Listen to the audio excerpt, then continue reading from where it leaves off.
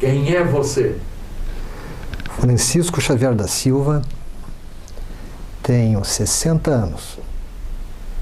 Até completei agora 2 dias atrás. Já posso pegar o meu cartão de estacionamento de idoso. Um grande privilégio. Nasci na cidade de Maringá, Paraná. A reconheci aos 22 anos de idade. Eu me lembro que eu tinha um primo que fazia faculdade de engenharia em Maringá e eu fui reconhecer a minha terra natal com 22 anos e fiquei encantado pelo urbanismo, pelo povo, um povo amabilíssimo, um povo comunicativo, hospitaleiro. E aquela viagem eu vim refletindo por que em Curitiba eu tinha mais dificuldade de relacionamento e em uma semana de Maringá eu fiz 15 amigos. Então, comecei a fazer algumas anotações e correlações. Eu senti que não era só o povo de Maringá, naturalmente. Todo o povo do norte do Paraná é bem mais comunicativo, é bem mais aberto. E não estou tirando nenhuma virtude da cidade que eu moro, que eu assumi que hoje é minha terra natal. Minha terra natal, ou seja, é minha cidade, porque foi aqui que eu cresci. Mas só fazendo uma comparação de manifestação social. E impactei no clima. Realmente poderia ser o clima um divisor de águas, onde as pessoas, lógico que numa cidade mais quente você tem mais oportunidade para sair de casa, você tem oportunidade, quando você sai de casa, você procura se relacionar, aumentar teu número de amizade, o teu círculo social. Enfim, eu fiquei encantado com a cidade, uma cidade muito bem arborizada, muito bem planejada, uma cidade nova. Eu devo ter sido um dos primeiros batizados da cidade. E me orgulho muito de ter nascido lá e, da mesma forma, me orgulho muito em ter crescido aqui. Minha mãe, professora, muito batalhadora, se formou aos 40 anos de idade, tinha apenas o 2º grau quando começou a dar aula. Com 45 anos ela se formou em pedagogia. Enfim, chegou no último nível da carreira de professora. E quando foi um dia ela cansou de sala de aula e foi ser coordenadora do Museu Paranaense. Eu morava no centro, sempre visitava minha mãe no trabalho dela e tive muito contato com a história do Paraná. Ela se inteirou muito da história do Paraná, mesmo porque a envolvia no trabalho dela. Era envolvido pelo trabalho dela. E eu também tive a oportunidade de ter contato com o histórico da minha família. O meu tio-avô, o Francisco Xavier da Silva, a qual me honra muito ter o nome dele, me honra porque ele foi um político completo. Um político que todos anseiam. Eu vos digo porque ele foi presidente da província, que hoje é o cargo de governador, e eleito pelo povo. Eram eleições diretas pelo povo. E foram 3 mandatos. Então, eu vendo jornais da época, duas atitudes do meu tio-avô me chamaram muito a atenção. E refletia bem o padrão de vida que um político levava na época. Viviam bem, sim, mas não geraram patrimônio. Não geraram patrimônio mesmo porque os descendentes não tiveram grandes heranças. E, até onde eu sei, ele tinha uma boa casa, ele residia em Castro e também aqui no Palácio, onde hoje é o Museu Paranaense. Hoje, no Alto do São Francisco, é o Museu Paranaense. Era o Palácio do Governo. Um dos noticiários da época, que envolve o meu parente, o Francisco Xavier da Silva, narrava o seguinte, que ele foi convidado para ser padrinho de uma criança e depois da solenidade na igreja teve uma festa. E inesperadamente chegou o carro do Estado. O carro particular do governador ou do presidente da província. Particular não, o carro do Estado que servia ao governador.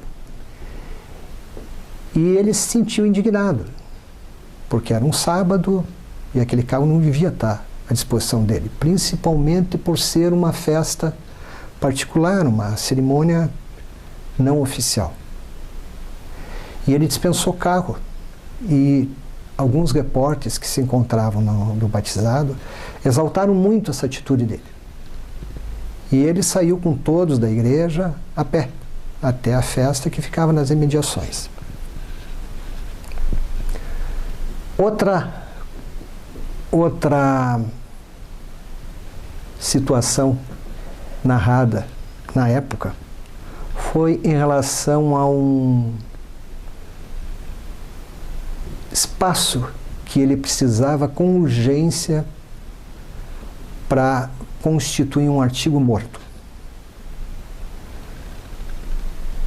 O chefe de gabinete, ou o chefe da Casa Civil, não me recordo, subiu imediatamente dando a solução, dizendo que nos fundos do palácio, que hoje é o Museu Paranaense, no Alto do São Francisco, volto a repetir, tinha uma sala que tinha um quarto que era depósito de garrafa de champanhe e vinho, que foram usados nas solenidades do palácio e se encontravam lá, foram expurgadas ali e foram armazenadas ali e era um produto assim do cerimonial. Faziam parte das festas, do cerimonial do palácio, para as celebridades que compareciam. Nisto ele prontamente olhou a sala e gostou da sala e gostou do espaço e pediu para eles esvaziarem aquela sala com as garrafas de champanhe e vinho e comunicasse a eles quando tivesse pronto o arquivo, montado o arquivo. Isso foi feito e ele viu a sala de arquivo morto toda montada, toda constituída, toda organizada e na saída ele voltou repentinamente e perguntou o que foi feito, o que tinha sido feito com o dinheiro das garrafas de champanhe. Esperando que retornasse para ele que os arquivos foram comprados ou algum mobiliário dessa sala fosse comprado com aquele dinheiro. E Para a frustração dele, esta verba foi convertida numa festa de final de ano do Palácio Iguaçu. Ele prontamente exigiu que aquele dinheiro retornasse aos cofres públicos, porque aquele dinheiro não pertencia aos funcionários do palácio, e sim aos cofres públicos, sob pena de demissão. Isso foi feito e o dinheiro foi repassado aos cofres públicos diante da imprensa. Então foi uma atitude nobre, e nem foi ele que convocou. Isto ventilou do palácio e, espontaneamente, os repórteres, inclusive de jornal de oposição, donos de jornais da oposição, documentaram isso. E foi uma situação que me deixou muito lisonjeado, uma vez que hoje vivemos um cenário não muito favorável à austeridade. E, embora eu acredite que existam pelo menos alguns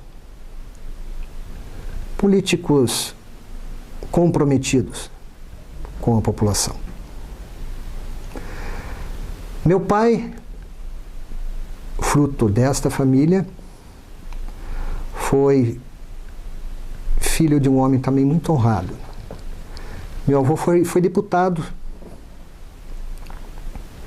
foi prefeito da cidade de origem, que era Jaguariúna, e foi deputado, eu não me lembro por quantos mandatos.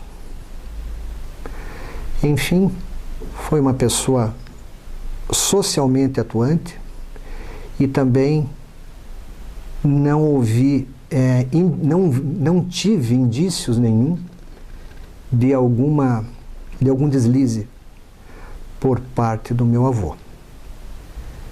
Então, que isso sirva de exemplo para muitos parlamentares que hoje atuam, né, que o meu avô também, nesta fase eu acompanhei alguma coisa, eu acho que nada de fortunas exorbitantes, entende, foram deixados para minha avó, a qual eu convivi por muito pouco tempo, mas eu convivi, acho que uns 15 anos com ela. E nunca minha avó se vangloriou de ter dado altos patrimônios, e eu tinha certeza que ela não o tinha mesmo. E meu pai foi um auditor do Estado, auditor da Receita Estadual. Também sem nenhuma mancha, 35 anos de atuação. Na época não era auditor, era coletor público. Também se aposentou de mãos limpas. Então eu insisto em enfatizar esse tipo de atitude, porque hoje em dia anda muito polêmico o fato de você ser honesto ou não. O meu filho, numa ocasião, achou na escola um celular. E veio para mim muito contente que tinha achado um celular, e como ele não roubou o celular, ele tinha direito ao celular. E eu falei que não tinha direito algum no celular. O celular deveria ter um dono, e esse dono teria que ser encontrado. E realmente nós fomos na direção da escola e encontramos o dono do celular. Em contrapartida, ele deixou um tablet que ele levou para a escola, não era para ter levado, enfim, levou. Para as atividades escolares, não sei quem é que pediu, se foi o professor ou ele levou para exibir aos colegas. Enfim, esse aparelho foi levado para a escola e ele esqueceu o aparelho na sala de aula. Quando lembrou, ele estava entrando no meu carro, lembrou do aparelho, voltou e alguém achou o aparelho, porque o aparelho não estava mais na carteira dele. E ele perdeu, e até hoje não encontramos o tablet. E ele, para mim, ele tinha muita esperança de encontrar esse aparelho e não encontrou. Enfim, ele me questionou muito: pai, por que eu tive que devolver o celular e o meu aparelho não foi devolvido? Eu coloquei para ele que existem pessoas idôneas e pessoas não idôneas. Que ele era uma pessoa idônea. Ele falou: e o que eu ganho com isso? Eu falei: você ganha respeito. Ninguém vai poder colocar para você que você não é um homem digno. Isso não reverte em dinheiro, reverte em respeito. É isso que eu estou tentando passar para você. Uma ocasião eu consegui um estágio em Houston, no Texas. Mandei meu currículo para vários hospitais dos Estados Unidos. Eu me formei em medicina, sou médico otorrino, e foram 6 colegas do Brasil. À medida que o tempo foi passando, nós ficamos em 5, ficamos em 4, ficamos em 3, e depois ficamos em 2 e terminamos em 2. Isso eu narrei para o meu filho quando ele me perguntou. Por quê? Que vantagem que tinha em ser honesto? E eu coloquei essa história, eu contei, narrei esse fato do meu estágio nos Estados Unidos. Passaram-se 8 meses, no terceiro mês não tinham mais 6, apenas 2 indivíduos aqui do Brasil. Terminamos o estágio, levamos para a coordenadoria do curso todos os aparelhos que nós usamos. Isso envolve otoscópio, equipamento para fazer endoscopia nasal e laríngea, e um termômetro. Muito interessante o termômetro. Na época, então, isso fazem 10 anos atrás, esse termômetro era muito interessante. Ele era, principalmente para a época, ele era uma lâmina pintada, era uma tinta que pintava essa lâmina, e tinham as temperaturas de 32 a 40. E você colocava na testa, imediatamente lhe dava a temperatura. Você não precisava esperar os 3 minutos como o termômetro de mercúrio. E nós devolvemos esse termômetro. Eu devolvi, eu estava junto com meu colega também, de Porto Alegre, e ele também devolveu os termômetros. Daí o coordenador do curso levantou e me cumprimentou e cumprimentou o colega. E colocou: olha, tudo que nós entregamos para vocês, vocês nos entregaram. Inclusive, o termômetro, essa lâmina, que é um termômetro de pele, e você está nos entregando, é um objeto que custa $3. Aqui para o hospital, que nós compramos em lote, nos custa $3. Ocorre que os colegas de vocês estavam sendo observados por câmeras. E uma vez por semana embolsavam esse termômetro. Se isso nos leva a pensar que um termômetro de $6 pode evoluir para um nasofibroscópio de $30, de $30 mil, que também é um objeto pequeno. Então, quebrou os nossos laços de confiança. Por isso eles foram embora. Nós os mandamos embora. Nós convidamos para se retirarem, porque eles são muito educados. E vocês dois nos apresentaram, né, todo esse material, inclusive com esses termômetros que a gente considera até descartável. Então, nós queríamos vocês soubessem que vocês também quebraram o paradigma de que todo brasileiro que vem aqui, ou todo latino-americano que vem aqui, vamos estender um pouco mais, todo latino-americano que vem aqui, nós temos que cuidar porque levam alguma coisa. Vocês não furtaram nada, vocês nos entregaram, vocês são dignos de confiança, quebraram, né, este paradigma e tem os nossos cumprimentos e vocês levam, cada um de vocês vai levar esse cartão pelo desempenho e pela honestidade. Esse cartão implica no seguinte: esse cartão é um cartão onde você vai ter um login, uma senha, e vocês vão ter acesso vitaliciamente. Acho que inventei um termo agora. Por um prazo vitalício, enquanto vocês precisarem de alguma informação, de algum resultado de pesquisa, é só nos passar, porque neste cartão é conectado, veja bem, é conectado um sistema novo que nós já usamos, mas está para ser implantado no mundo, chama-se internet. Falei, nossa, que coisa incrível. Isso fazem 15 anos, por aí, 15 ou 16 anos. E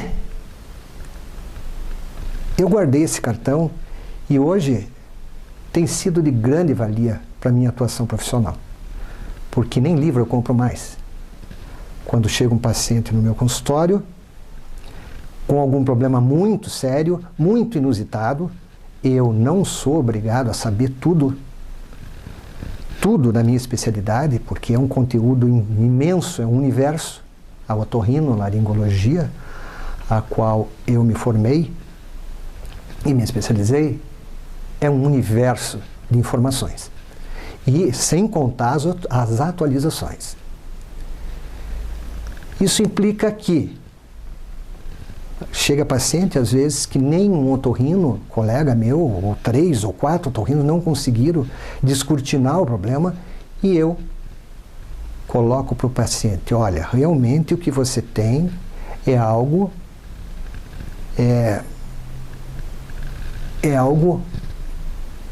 que não aparece no dia a dia no consultório. É um problema raro. Isso não quer dizer que seja um problema grave. Nós não sabemos o que é. Porém, em 48 horas, eu tenho o teu diagnóstico. Eu fotografo, se for o caso, eu mando o histórico clínico do paciente, toda a história clínica, e com um exame via videoconferência ou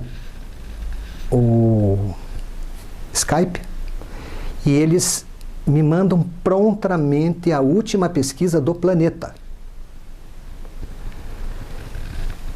E graças à carta e ao certificado que eles me deram, eu tive acesso a informações no Queen Mary's Hospital, na Inglaterra, de um hospital no Comune de Roma, que eu precisei para aprimorar a parte de plástica facial, coisas que eu faço hoje, e livre trânsito, porque eu fui honesto.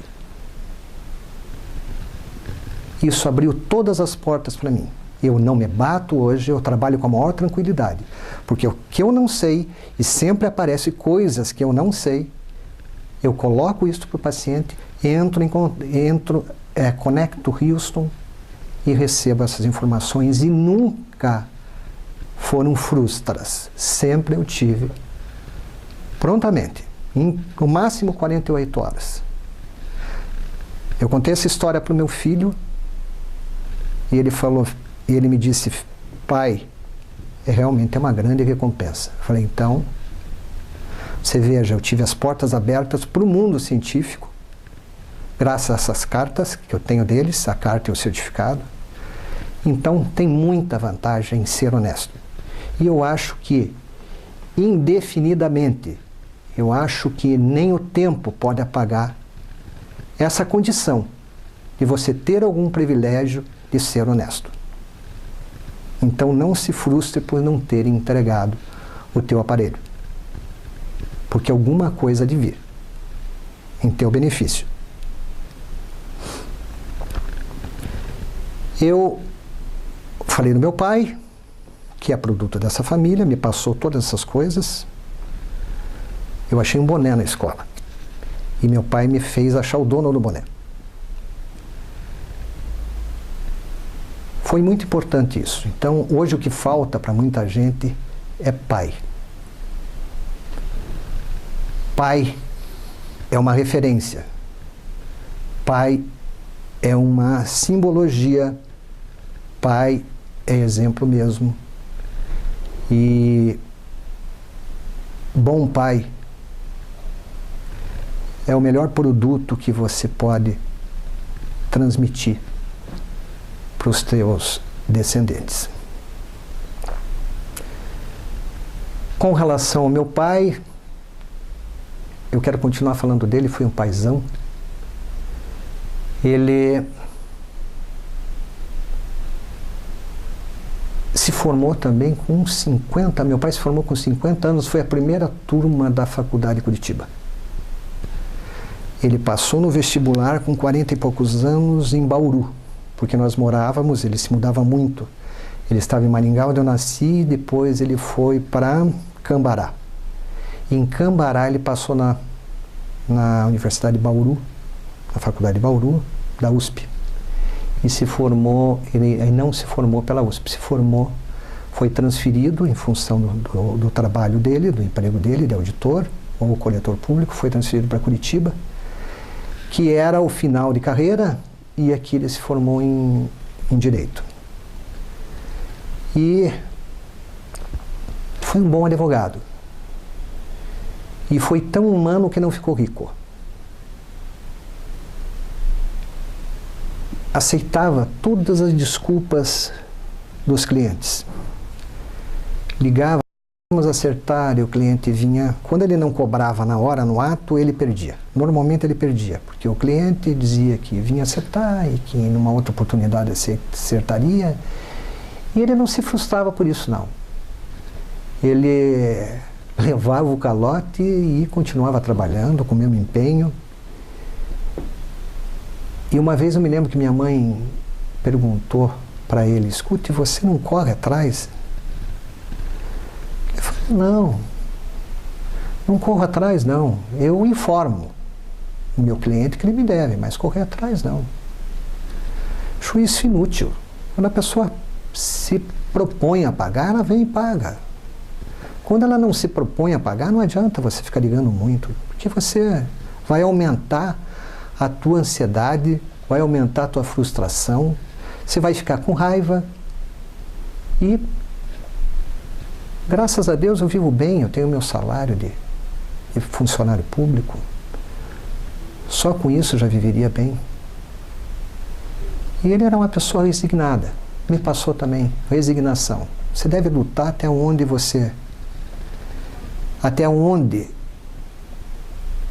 o teu psiquismo e o teu estado geral de saúde permite.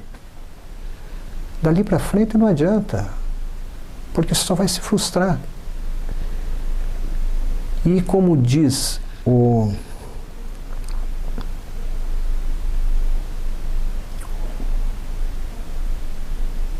Buda, como já dizia o Buda, perguntaram para o Buda numa ocasião por o que ele ganhou com a meditação. Ele respondeu para o interlocutor dele que nada, não tinha ganho nada. E por que continua meditando? Agora, você não perguntou o que eu perdi. Eu perdi ansiedade, a minha ansiedade, eu perdi as minhas frustrações, eu perdi o medo de morrer e perdi o medo de envelhecer. Só isso basta para mim continuar meditando. Então isso eu acho que vem bem a calhar com que meu pai não meditava, porque não existia essa cultura ocidental de meditação. Porém, ele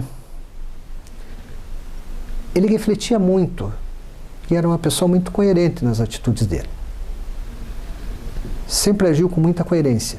Então isso que eu estou te falando com relação aos honorários, que eu estou vos falando com relação aos honorários dele, foi uma mensagem que eu assimilei. E que você deve administrar muito bem suas frustrações. Correr atrás até onde tua saúde e teu psiquismo permitem. Dali para frente, não vale a pena mais correr atrás. Uma vez ele brincando com um tio meu falou, e meu tio falou, pô, mas isso aí você não foi atrás disso, mas isso você deveria ter ido, você deveria brigar por isso, você é advogado, você tem condições, conhecimento. E ele voltou para esse irmão dele e falou, olha, realmente eu fui atrás e não consegui. E veja bem, eu tenho... Você poderia ter muito mais, você não tem mais porque você não corre atrás. Meu pai falou, eu tenho muito sim, eu tenho minha saúde. Minha saúde é inatingível. E não esqueça que caixão não tem gaveta e caminhão de mudança não segue enterro. Eu achei muito filosófico da parte dele. E realmente isso acontece. Não se leva a nada mesmo. E, enfim, eu sou produto de uma família muito honrada. Meu pai, Virgílio Xavier da Silva, que com as atitudes honrou muito a família dele. Minha mãe chamava-se Ivone Bassete Xavier. Ambos são falecidos.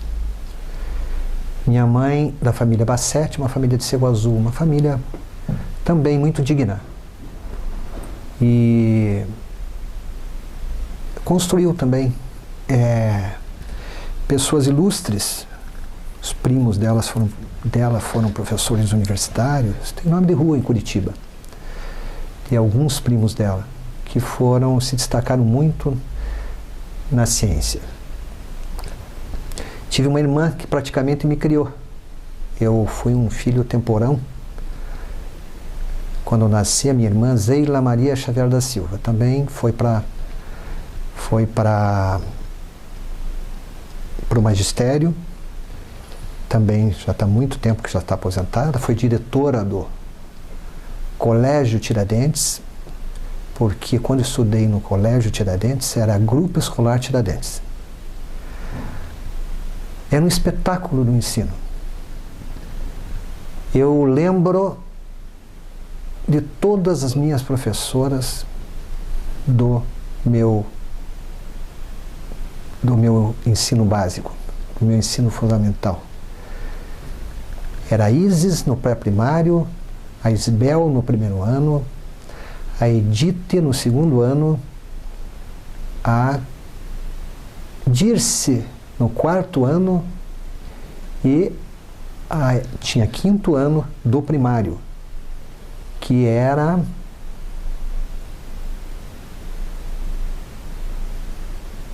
Dirlene. Todas essas professoras me marcaram muito. Eu me lembro que existia o exame de admissão.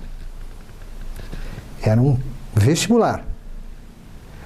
E os melhores colégios de Curitiba eram Medianeira, Colégio Santa Maria e Colégio Estadual do Paraná. Eu tenho 2 primos que só estudaram em colégio público. Um é desembargador hoje, o Hipólito Xavier da Silva. E fez um curso de Direito maravilhoso. E só estudou em colégio público. Estudou no Grupo Escolar Tiradentes, depois foi para o Colégio Estadual do Paraná e fez o ginásio científico no Colégio Estadual do Paraná. O irmão dele, o Eros Xavier da Silva, um grande ortopedista, também. Colégio Tiradentes, Grupo Escolar Tiradentes, fez admissão, Colégio Estadual do Paraná, primeiro e segundo grau e federal, medicina. E quando eu passei no exame de admissão, eu passei no Colégio Santa Maria. Colégio Santa Maria, eu entrei no Colégio Santa Maria com 11 anos de idade. E fiz um ano de colégio e, infelizmente, me enturmei com pessoas não muito bem recomendadas. E tive muito problema de disciplina. O irmão Vital chamou meu pai no colégio, falou: doutor Virgílio, o Francisco escolheu umas amizades não muito bem recomendadas aqui, são alunos que dando muito transtorno no colégio e nós estamos querendo eliminá-los. Então, nós vamos fazer a matrícula do Francisco, porque ele está sendo influenciado por esses elementos, mas ele vai ter que corresponder, porque vai ser uma matrícula condicional. E se ele estiver dando muito problema de comportamento, nós temos que jubilá-lo do colégio. Meu pai prontamente, para me desvincular dessa turma, me matriculou no Colégio Estadual do Paraná. E eu fiz todo o meu ginásio no Colégio Estadual do Paraná. No científico, eu fui para o Colégio Bardal. Fiz primeiro e segundo ano no Colégio Bardal e o terceirão no Colégio Positivo. E às vezes me perguntam: olha, eu tenho filhos que têm muito problema, meu mais novo, tem muito problema em escolha profissional. Escolha profissional foi uma coisa que nunca me conflitou. Eu tenho 3 filhos, Marina, que hoje é formada em Direito, o Daniel, que está se formando em Engenharia Mecânica, Daniel Zagonel Xavier da Silva, e Marina Zagonel Xavier da Silva, minha filha mais velha, e tenho do segundo casamento o meu mais novo, que se conflita muito no que escolhe. Então ele passou em arquitetura, depois não é mais arquitetura, agora no final do ano eu tive que trancar a matrícula dele na PUC, porque ele estava determinado em não evoluir no curso dele, não se formar em arquitetura, e não sabe o que vai fazer. E eu estava conversando com ele, eu falei: olha, filho, eu acho incrível você não ter essa convicção, porque eu nunca tive problema de profissão. Eu, quando tinha 10 anos de idade, foi o meu primeiro contato com a profissão. Eu morava na rua Barão do Cerro Azul, a 3 quadras ou 4 quadras da Universidade Federal do Paraná. O curso de medicina, o curso básico de medicina era na Santos Andrade e o curso profissionalizante era no Hospital de Clínicas. No terceiro ano em diante era para o Hospital de Clínicas que os alunos iam. Eu tinha um primo que fazia medicina na época, o Eros Xavier da Silva, que eu já citei. O Eros era acadêmico de medicina e eu ia lá conversar com o Eros, porque eu queria que ele me mostrasse o que ele fazia com 10 anos de idade. E ele falou: não. Ele falou para mim: não, você não tem que vir aqui. Aqui só tem gente morta, só tem cadáver. Você não tem que ver essas coisas, né? E os cadáveres estão todos abertos. Aí não é coisa para criança de 10 anos ver. Aquilo que me deixou mais, despertou uma furiosa curiosidade, que eu não consegui mais controlar. Então, como o meu primo não ia me mostrar, eu sondava pela janela, que as janelinhas aqueles vasculantes da universidade ficavam abertos, e cansei de levar aquela janela na cara. Porque quando eles percebiam que eu estava sondando a aula deles, eles fechavam a janela. E meu primo, só meu primo, eu me lembro que fechou umas 3 vezes a janela e disse que isso não era coisa para criança. E eu ia para casa frustrado. Não dormia, morria de medo, porque alguns lances eu via e não conseguia dormir. E isso se passava 1, 2, 3 noites, praticamente com insônia, apavorado do que eu tinha visto, mas no terceiro dia eu voltava para lá. E fui eliminado daquela observação algumas vezes e persistia. Até que eu vi na televisão que o sapo poderia dar muitas informações da anatomia do ser humano.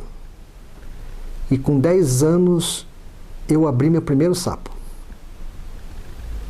Vestido de cirurgião, junto com primos meus, que me auxiliaram, e foi assim que eu abri, fiz minha primeira experiência com um sapinho. Me lembro que a gente colocava uma pilha no nervo do sapo, e o sapo esticava a perna e eu ficava escancaradamente fascinado com aquilo, que um sapo morto podia mexer a perna, através de uma pilha. E eu nunca tive qualquer dúvida em relação à minha profissão. E ali eu fui evoluindo sempre. No segundo grau eu já fiz patologia clínica, que o ensino teve uma mudança, tentaram fazer um curso, um segundo grau profissionalizante no colégio estadual, e eu já parti para a área biológica, sem sombra de dúvidas, era o que eu queria mesmo. Fiz patologia clínica, que era o curso onde você saía pronto para trabalhar no laboratório, a preparar amostras para análise em laboratório. Eu fiz esse curso, fiquei mais encantado ainda com a área biológica. Aí fiz vestibular na Federal. Tinham duas opções, tinham 3 opções. Eu me lembro que eu fiz medicina como primeira opção, fiz odontologia como segunda opção e bioquímica como terceira opção. E no primeiro vestibular que eu fiz, eu passei em odontologia. E meu pai chegou para mim e falou: olha, odontologia é uma grande profissão. Tenha consciência disso. Meus amigos dentistas estão muito bem assim profissionalmente, gostam muito da profissão e economicamente, financeiramente estão muito bem. Eu não quis fazer matrícula. Primeiro porque eu ia tirar a vaga de um colega e já tinha certeza que eu iria me frustrar, porque não era aquilo que eu almejava. É uma grande profissão, tenho certeza, mas assim como eu recusei a profissão do meu pai, que meu pai me colocou para trabalhar em cartório. Fui trabalhar no cartório de um amigo dele. Não era o que eu queria realmente, né? E se eu tivesse optado pelo direito, eu estaria muito bem, porque meu pai tinha toda uma estrutura montada em Curitiba e eu me daria muito bem, mas não quis. Realmente eu recusei a vaga de odontologia. Então eu me considero assim um médico inato. Sempre foi o que eu quis.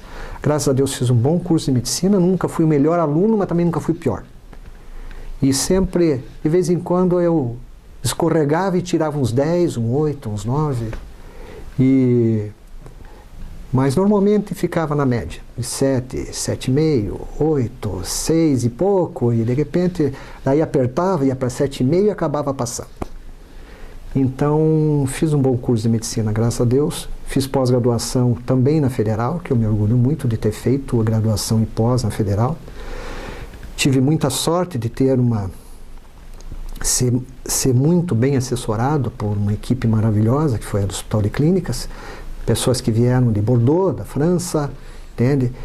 Como foi o professor Barrinuevo, o Leônidas Musselin, que foi consagrado internacionalmente, o Marcos Musselin, um grande mestre, um colega meu de turma, que já estava encaminhado na especialidade, já dava até aula, e Rogério Pazinato, um grande amigo, incentivador. Não posso esquecer do Ayrton Koifman, que também esteve em Bordeaux, e do meu grande mestre também, o Dr. Barrinuevo, devo ter falado, e Dr. João Manilli, que foi professor na Universidade de Nova York. Então, eu tive uma formação maravilhosa, uma pós-graduação assim com os melhores aqui do Paraná e talvez do Brasil, do qual eu me orgulho muito. Não posso esquecer do Nassif, do Dr. Nassif, que também me acolheu quando era acadêmico. Eu trabalhava na clínica dele, São Judas Tadeu, desde o meu 4º ano de faculdade, e ele me passou muita informação científica, também foi um grande professor. Vamos retroceder um pouquinho. Eu me lembro da minha professora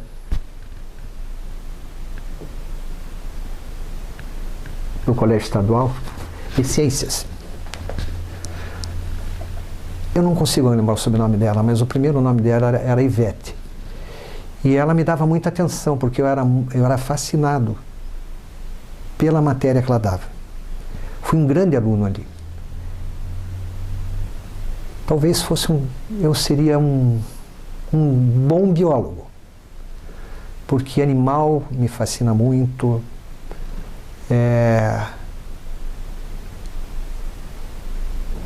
Talvez hoje, se eu pudesse retroceder, eu teria feito 2 cursos, Medicina e Biologia. Acho um curso maravilhoso, o curso de Biologia. Essa biologia ambiental de hoje, se um filho meu tivesse esse dom, eu ia ser um grande entusiasta. Porque eu acho uma coisa fascinante você estudar para promover algo de bom para o teu meio ambiente, para as futuras gerações. Eu acho isso muito bonito. No meu tempo não existia essa biologia ambiental. Hoje existe. E deve ser um curso muito bem aplicado, principalmente daqui para frente, no futuro. Meus pais, Virgílio e Ivone, hoje faleceram, mas eu só tenho coisas boas para lembrar dos meus pais. Quando eu estava nos Estados Unidos, a Rose Kennedy foi para Dallas, e eu estava em Dallas naquela época, aquele dia, que era aniversário de morte do John Kennedy. E ela colocou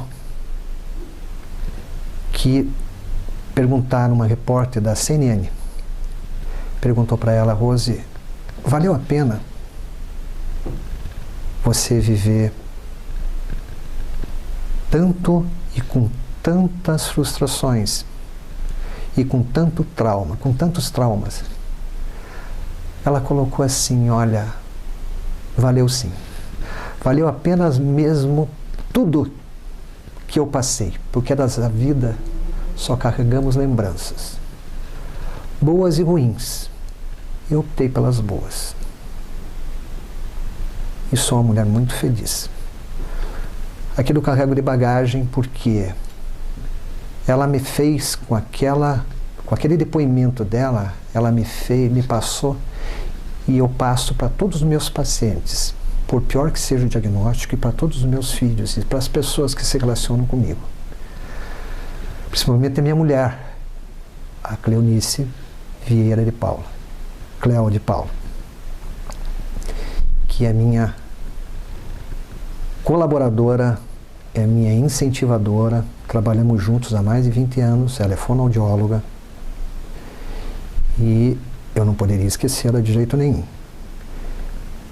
E passo muito para eles essa mensagem da Rose Kennedy, não é? Só carregamos lembranças, boas e ruins. Eu carrego as boas. E era isso que eu tinha para colocar.